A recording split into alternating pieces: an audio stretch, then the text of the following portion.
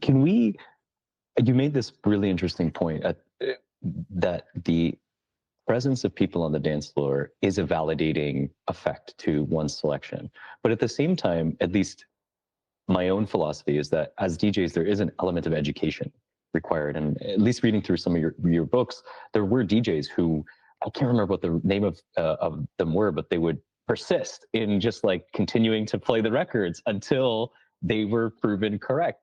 So can you please speak about that educational role of the DJ as somebody who's studied so many of these figures? Because I feel like sometimes that is lost in translation in what is now kind of the modern scene of DJing, or maybe I'm wrong. Well, I mean, you're thinking about DJs like Larry Levan, who played at the Paradise Garage. He would play a record. Yeah, he would sometimes play a record 4, 5, 6 times in a night until basically he got people on the dance floor.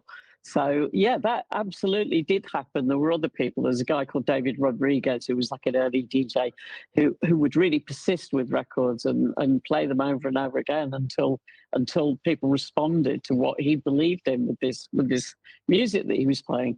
So there's definitely an element of that to it. I think the educational thing, I think you have to slip it in with the entertainment, really. I think you have to somehow find a way of playing music where you kind of throwing bones to the dance floor. I mean, my philosophy is basically the first 30, 40 minutes of any set of play, I use that to build up trust with myself and the dance floor, to sort of say to them, this is roughly what I'm going to do tonight. Would you come along with what I'm going to do? And then once you've gone through that period and they're like, okay, yeah, he doesn't seem terrible. We'll give him a little bit of leeway. And then you can start kind of maybe throwing some more left field tracks out there as you play. And I find the longer that you play, the more you can do that. And, you know, I've done a couple of sets recently for like more than 5 hours. And I think when you're able to do that, you're much more inclined to try and throw a few curveballs out there because you know you've got time. If it goes horribly wrong, you've got time to build the dance floor back up again and get everything going again.